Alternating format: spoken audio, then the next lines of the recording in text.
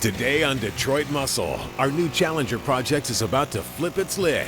We're taking the ratty, rusted roof off this old Mopar and replacing it with a pristine panel that's going to get rid of a huge amount of the holes on this thing.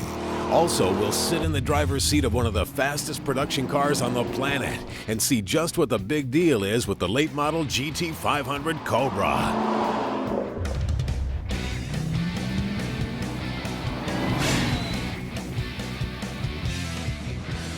Today on Detroit Muscle, we're on a Mopar mission as we bear down on our newest project ride, this 1970 Dodge Challenger.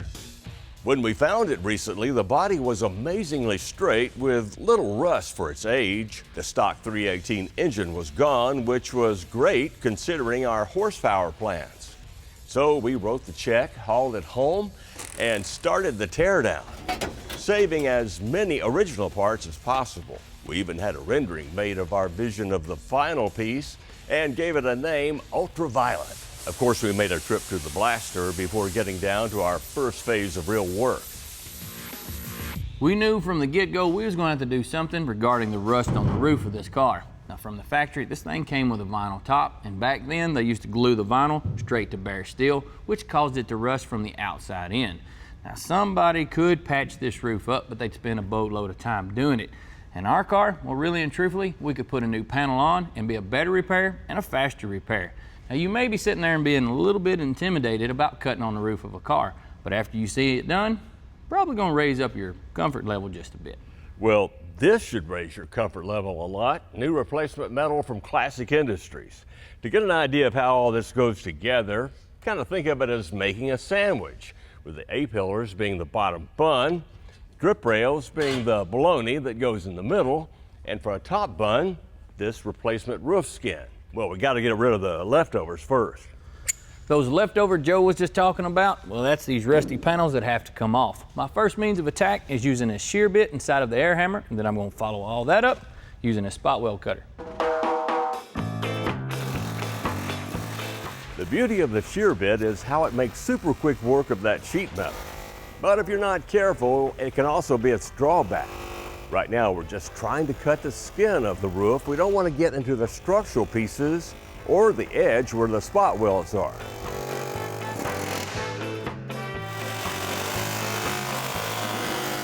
Leaving a small strip still attached to the car with those spot welds, once I get all the way around the roof, the skin peels right off, kind of like an orange.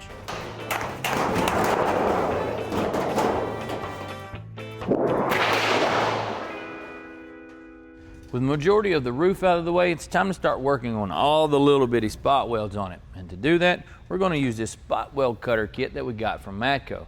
Now, this thing comes with a couple different cutter blades on it, and it's also a 5/16 size. They make them in a couple different ones depending on the size of spot weld that you need to remove. I guess it's time for us to get started. With an automatic center punch, I'll make some pilot holes on each spot weld to help seat the cutter. Don't be tempted to use a drill bit to do this. The idea is to cut around the spot weld, not through it. A regular drill bit can also cut into the second layer, which you don't want.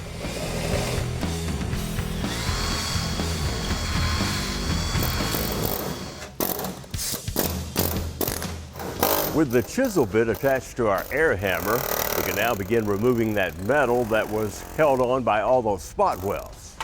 Tommy is alternating between cutting spot welds and peeling off the metal with the air hammer.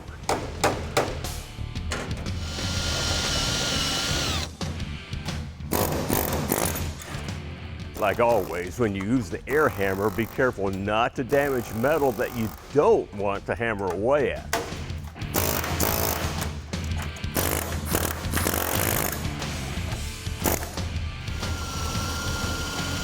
The channel around the rear window is similar to the drip rails and front window channel.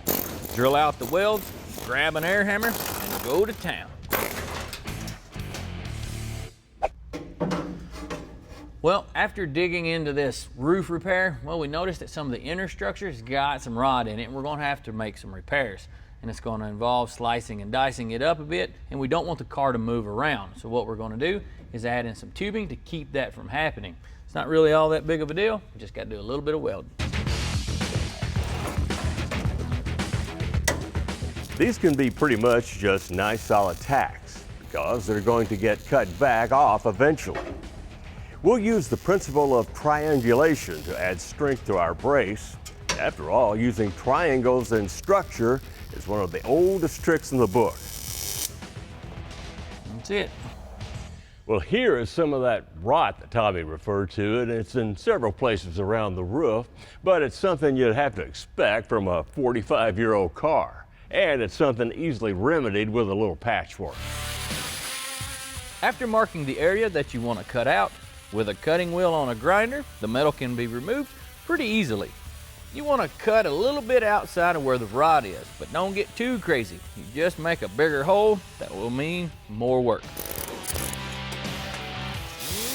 A sanding disc is useful to help dress the area where the new panel will be welded in.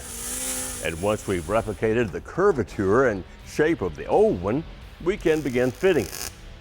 Since this part of the car isn't flat, you'll want to tack the piece and shape the metal to fit. Once it's laid down flush with the stock panel, you can tack it in the rest of the way and begin welding it in for good.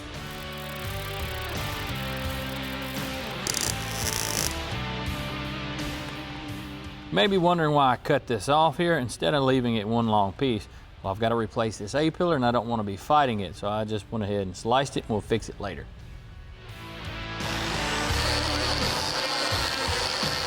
Once it's welded in, we'll dress the welds with a grinder and then repair the rest of the bad spots.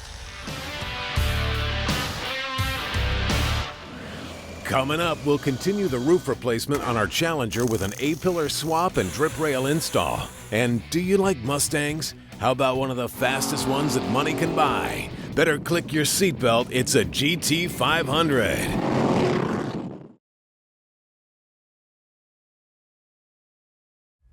Well, with the patch panels in place on the roof skeleton, we can get back to the original mission, which is replacing all the sheet metal. Now, the next piece of the puzzle is the bottom bun of that sandwich we talked about earlier, the A-pillar. Now, we got to drill out some spot welds like we did on the roof earlier on this thing. Then we'll take it off, clean things up, and install the new piece. By the way, this A-pillar from Classic Industries is as close to the original gauge steel as you can get. Now, you might find one that's cheaper, but it's not going to be as durable. I'll start the removal process by making a couple of marks on the inside of the A-pillar, which I won't be removing, and then measure from those marks to the 90-degree spot on the A-pillar part that I will be cutting off. This will become important in locating the new piece. I'll show you how in a minute. Now we want to get rid of all those A-pillar spot welds. And here's why you need sharp spot weld cutter bits for this job. In some places, you're going through a single layer, the top one, to get the pillar off. But in others, like on the cowl, you're cutting through 3 layers of steel. We'll work our way up from the bottom to the top, drilling spot welds as we go. This spot weld on the roof brace really shows how these cars were put together. Here you see the roof brace top skin, the A-pillar, and the structural layer of the roof brace all meeting in one place and spot welded together.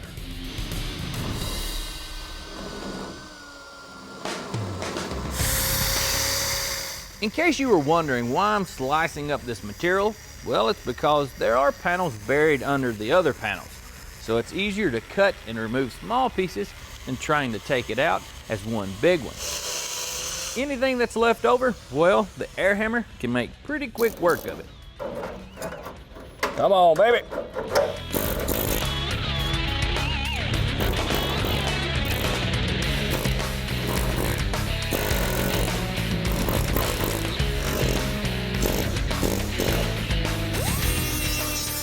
We need to attack the area with a grinding wheel.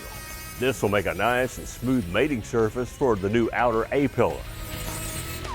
Next, we need to lay down a coat of Loctite Extend Rust Preventive on all the bare metal. When it reacts with the rust and stops it, you'll know because it turns purple. With the rust treated, now we're ready to start fitting the A-pillar. Once I got it in place, I'm gonna make a few marks so I can punch some holes in it for the plug welds. Then we'll be ready to weld this thing up and this calf will be roped.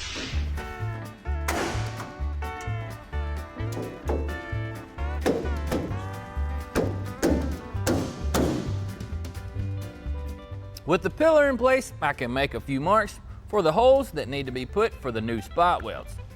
Then I'll grab our Matco metal punch and make some holes till them cows come home. Now, if you remember earlier, I made me a mark on here to give me a reference point, and what that tells me is how close this piece is to the edge of the glass, kind of in a way. Because with the A pillar being replaced on this side and that side, if they both were in, let's say 1/8 of an inch, well, that's 1/4 inch too tight, and you can run into trim and glass fitment issues. Well, it looks like we're a little bit better than a 1/16 off from what we were earlier. So tap or two with a hammer. One more time, I think we'll have it.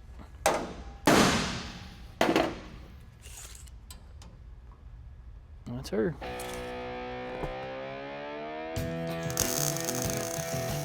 We've turned the corner now, and instead of deleting spot welds, we're making more of them. These old cars were held together by a ton of these things.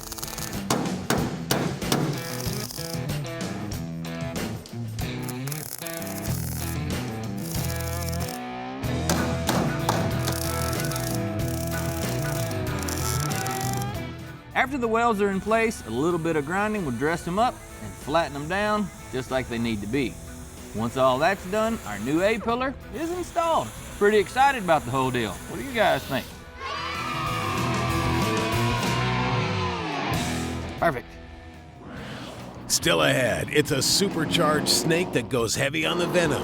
We'll take a ride in a new GT500 and get a look at what makes this serpent tick. Then we'll finish putting that new roof on our Dodge.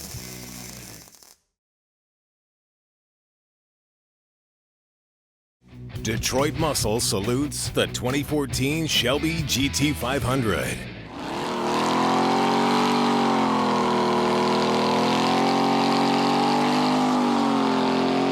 Just in case you haven't noticed, Detroit is still making muscle, and some guys, like always, gotta have more factory muscle than anybody. That could mean having one of these, a second-gen GT500. With over 660 horsepower, this Mustang monster outpowers both the Camaro ZL1 and the Corvette ZR1. It's the newest and baddest iteration of an American performance legend.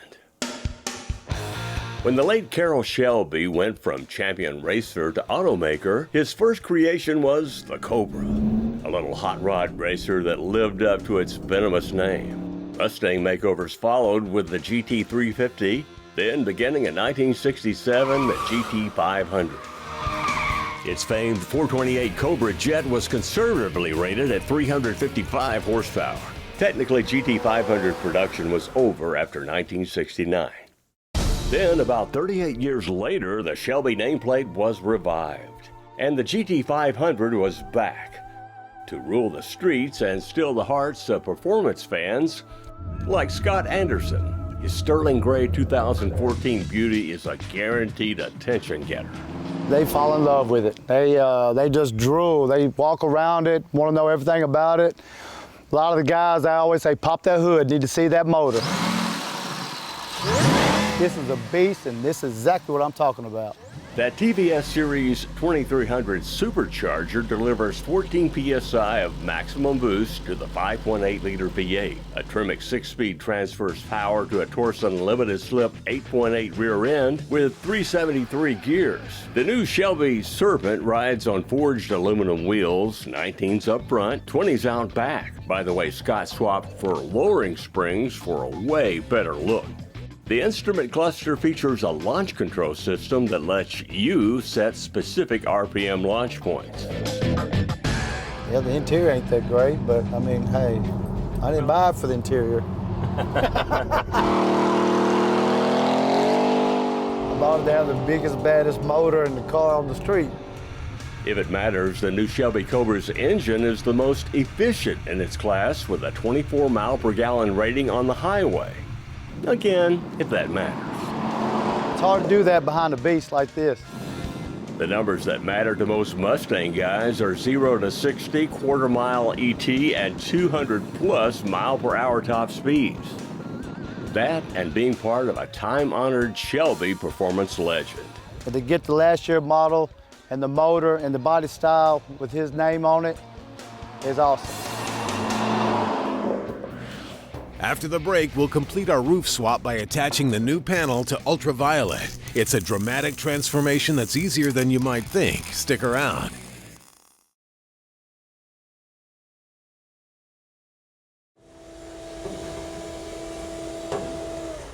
Well, now that the A-pillar work is behind us, we can start giving the Challenger a roof using those replacement parts we showed you earlier. Because of alignment issues, the roof skin's got to go on before the drip rails. Go ahead and get on up top.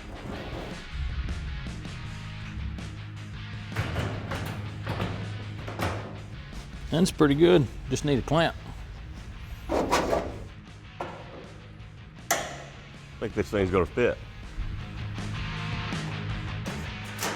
The drip rail goes here under the roof skin, which, like I said, we'll use to locate the rail in its new home.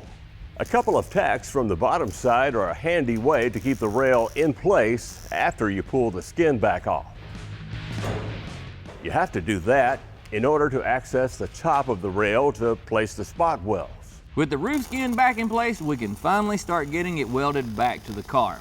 There's just a few spot welds here, then a few more here, and a few more right over here. Once those are burned in, you can cut those tacks off the bottom.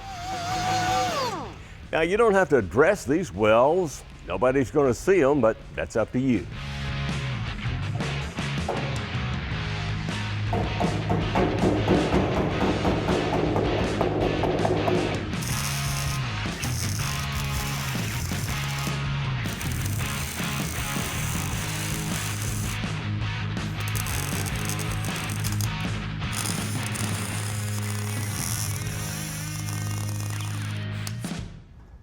Well, we jumped one of the biggest hurdles as far as a sheet metal repair on our Challenger today. And really and truthfully, it didn't take all that much time considering the panel that we just replaced.